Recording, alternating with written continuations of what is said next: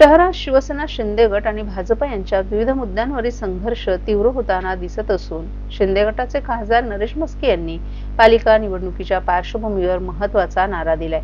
त्यांनी आनंद आश्रमात शिवसेना पदाधिकाऱ्यांची बैठक घेत महायुतीच्या विजयासाठी एकदिलानं काम करण्याचा आणि ठाणे महापालिकेत 100 पेक्षा अधिक नगरसेवक निवडून आणण्याचा निर्धार व्यक्त केलाय। काही दिवसांपूर्वी बीएसयूपी योजनेतील सदनिका धारकांना मुद्रांक शुल्कात सवलत देण्याच्या निर्णयाचं श्रेय घेण्यावरून शिंदे सेना आणि भाजपच्या स्थानिक नेत्यांमध्ये वाद झाला होता। या वादातून ठाणे महापालिका निवडणुकीत युती होणार की नाही याबाबत साशंकता व्यक्त केली जात होती। निवडणुकीच्या तोंडावर सत्ताधारी पक्षातील शिवसेना शिंदे गट आणि भाजपच्या स्थानिक नेत्यांमध्ये शीतयुद्ध सुरू असून प्रभागातील वाद पोलीस ठाण्यापर्यंत पोहोचला होता। या राजकीय तणावाच्या पार्श्वभूमीवर खासदार नरेश म्हस्के यांनी पालिका निवडणुकीसाठी शिवसेना पदाधिकाऱ्यांची बैठक घेऊन रणशिंग फुंकले। त्यांनी अबकी बार 100 पार असा नारा देत संपूर्ण शहरात महायुतीचे 100 पेक्षा अधिक नगरसेवक निवडून आणण्याचा निर्धार व्यक्त केलाय।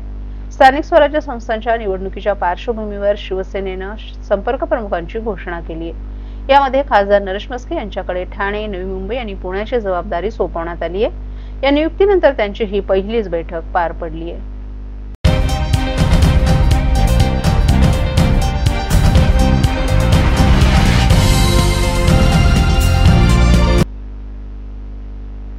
ठाणे महापालिकेत वाढती अनियमितता, अधिकारी कर्मचाऱ्यांची अनुपस्थिती, नागरिकांकडे दुर्लक्ष आणि माहितीचा अधिकार कायद्याचं उल्लंघन या तक्रारींमुळे नागरिक त्रस्त झाले होते।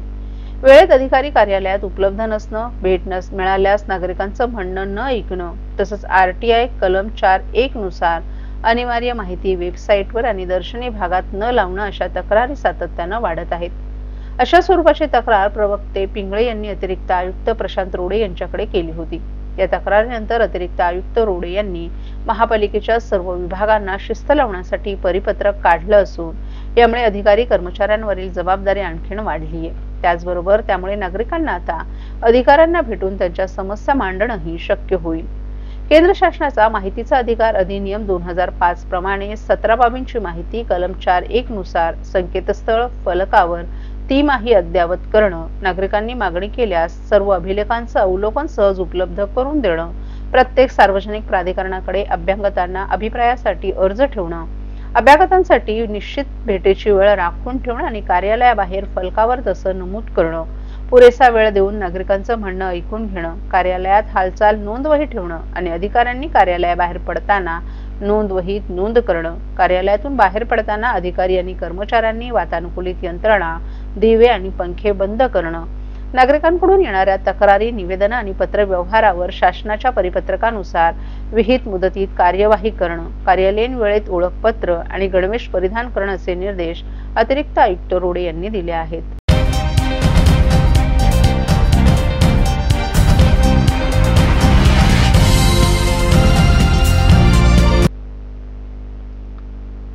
उपमुख्यमंत्री एकनाथ शिंदे यांच्या संकल्पनेतून राज्यात विविध ठिकाणी डीप क्लीन ड्राईव्हच्या माध्यमातून शहरातील सर्वच अधिकारी वर्गाला आणि नागरिकांना एकत्रित करत शहर स्वच्छतेची मोहीम हाती घेण्यात आली होती। त्यानंतर पुन्हा एकनाथ शिंदे यांच्या मतदारसंघातील किसननगर नंबर 2 प्रभाग क्रमांक 18D बृहन्मुंबई महानगरपालिकेच्या अंतर्गत येणाऱ्या पाईपलाईन इथे शिवसेना सचिव राम रेपाळे यांच्या माध्यमातून डीप क्लीन ड्राईव्ह मोहिमेचं आयोजन करण्यात आलं होतं। यावेळी शिवसेनेचे पदाधिकारी तसंच ठाणे महानगरपालिकेचे अधिकारी आणि सफाई कर्मचाऱ्यांनी संपूर्ण परिसर डीप क्लीन मोहिमेच्या माध्यमातून ठाण्यात शून्य कचरा मोहीम सुरू झालेलं चित्र यामुळे पाहायला मिळालं।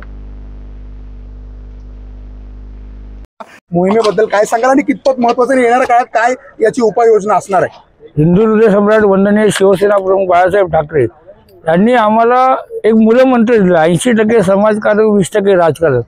आणि गुरुवारी या धर्मवीर आनंदगे साहेबांच्या तालमीत तयार झालेले आम्ही सारे शिवसैनिक आहोत आणि शिवसेना नेहमीच रस्त्यावर उतरलेली असते। आमची बांधिलकी ही जनतेशी असते, त्याच्यामुळे आपण जनतेसाठी सातत्याने काहीतरी करतच राहायला पाहिजे, हे आपलं कर्तव्य आहे। ह्या भावनेतून महाराष्ट्र राज्याचे यशस्वी मुख्यमंत्री, विद्यमान उपमुख्यमंत्री एकनाथ शिंदे साहेब यांच्या नेतृत्वाखाली पहिल्यांदा डीप क्लीन ह्या महाराष्ट्रात मुंबईमध्ये करण्यात आलं। त्यावेळेस लोकांनी त्यांची थट्टा केली, हे मुख्यमंत्र्याचं काम नाही, परंतु आमची बांधिलकी जनतेशी आहे। मुंबईकरांना स्वच्छ हवा, प्रदूषण मुक्त मुंबई करण्यासाठी त्यांनी पहिलं पाऊल उचललं, मग ठाणेकर कसे मागे राहतील?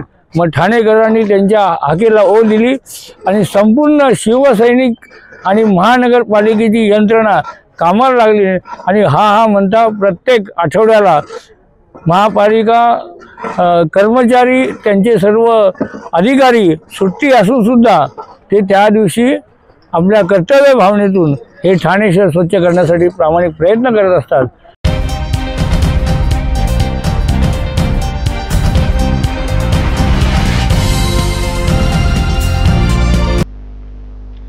जिल्हा परिषद ठाणे येथे आज संविधान दिन उत्साहात साजरा करण्यात आला। जिल्हा परिषदेच्या पहिल्या मजल्यावरील सभागृहात डॉक्टर बाबासाहेब आंबेडकर यांच्या प्रतिमेस पुष्पहार अर्पण करून मुख्यालयाच्या आवारात सर्व अधिकारी आणि कर्मचाऱ्यांनी उपस्थित राहून भारतीय संविधानाच्या उद्देशिकेचं सामूहिक वाचन केलं।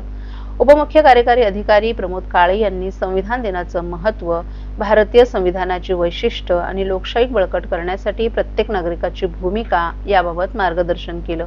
त्यांनी संविधानातील मूल्य आचरणात आणणं आणि कार्यक्षेत्रात पारदर्शकता आणि जबाबदारी ठेवण्याचंही आवाहन केलं। या कार्यक्रमास उपमुख्य कार्यकारी अधिकारी अविनाश फडतरे, मुख्य लेखा व वित्त अधिकारी वैजनाथ बुरुडकर, शिक्षणाधिकारी बाळासाहेब राक्षे, नरेगा गट विकास अधिकारी प्राची साळसकर यांच्यासह इतर अधिकारी आणि कर्मचारीही मोठ्या संख्येने उपस्थित होते। संविधान दिनाच्या कार्यक्रमाच्या अनुषंगाने ठाणे जिल्ह्यातील ग्रामीण भागात उद्देशिका भिंत तयार करण्याचा उपक्रम राबवण्यात आला असून गावातील प्रमुख आणि मध्यवर्ती ठिकाणी आकर्षक भित्तिचित्रांच्या माध्यमातून भारतीय संविधानाची उद्देशिका प्रदर्शित करण्यात आली आहे। या उपक्रमात स्थानिक ग्रामीण कलाकार, स्वयंसहाय्यक गट, ग्रामीण युवा आणि स्थानिक समुदाय यांनी उत्स्फूर्त सहभाग नोंदवला। पंचायत समिती भिवंडी अंतर्गत अंजूर, कल्याण तालुक्यातील जांभूळ आणि मुरबाड तालुक्यातील सिंगापूर येथील पंचायत लर्निंग सेंटर मध्ये विशेष उपक्रमांचं आयोजन करून जनजागृती करण्यात आली। या माध्यमातून नागरिकांमध्ये संविधान मूल्यांची ओळख मजबूत करण्याबरोबरच लोकशाही, न्याय, स्वातंत्र्य, समता आणि बंधुता या मूलभूत तत्वांप्रती निष्ठाही व्यक्त करण्यात आली।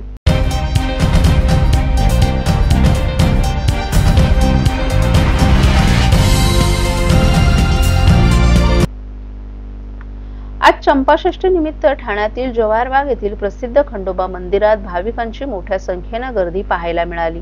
आज सकाळपासूनच दर्शनासाठी रांगा लागल्या होत्या। तसंच येळकोट येळकोट जय खंडोबाच्या जयघोषात हा परिसर दुमदुमून निघाला होता। चंपाषष्ठी हा उत्सव खंडोबाचा प्रकट दिवस मानला जातो। याच पार्श्वभूमीवर मंदिराला आकर्षक फुलांची सजावट करण्यात आली। धार्मिक वातावरणात पार पडणारा हा सोहळा पाहण्यासाठी शहरासह परिसरातील अनेक भाविकांनी उपस्थिती लावली। चंपाषष्ठी महोत्सवानिमित्त पालखी सोहळा, जागरण गोंधळ तसंच महाप्रसाद भंडाऱ्याचं आयोजन करण्यात आलं। दिवसभर विविध धार्मिक कार्यक्रमांनी मंदिर परिसर भक्तिमय झाला होता। भाविकांच्या सोयीसाठी पोलीस प्रशासन आणि मंदिर समितीने विशेष व्यवस्था केली होती।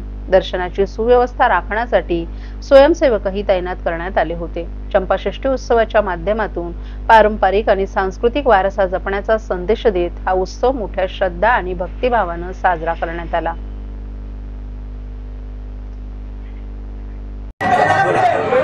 मी मंदिराचा ट्रस्टी दिलीप बबनराव शिवले आणि हे मंदिर 60-70 वर्षापूर्वीचं आधी आहे। इथे जी मूर्ती आहे, आमचे गुरुवर्य बबनराव विष्णू यांच्या स्वप्नामध्ये येऊन ही मूर्ती जमिनीच्या खालून आपण असे वर आलेली मूर्ती आहे।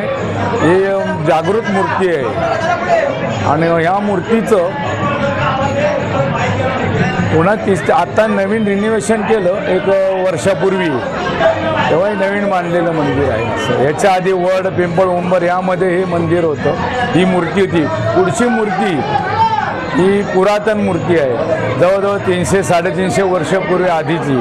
आताची ही नवीन स्थापना केलेली आहे, ही पण खंडोबाचीच मूर्ती आहे, धामणीचे खंडोबा। सेम दोन्ही मूर्त्या सेम आहेत। आणि आता हा चंपाषष्ठीचा उत्सव आहे, कशा प्रकारे मंदिराला सजवलंय, काय कार्यक्रम आहे? आजचा जो चंपाषष्ठीचा जो उत्सव आहे ना, हे पूर्ण दर सालाबादाप्रमाणे असतो। अजून काय करावं. काय मंदिराला सजावट केली, काय केले जरा? मंदिराला सजावट म्हणजे फुलांची वगैरे सजावट आणि बाकीचे जेवण खावण. संध्याकाळचे महाप्रसाद असतो. 15 ते 20 हजार माणसं जेवून आणि 10 ते 15 हजार पार्सलमध्ये सगळं जातं. असं 30-35 हजार लोकांच्या होऊन जातं आणि सर्व लोकांच्या ह्याच्यानीच संपूर्ण ह्याच्यातून हे उभी आहे निधीतून.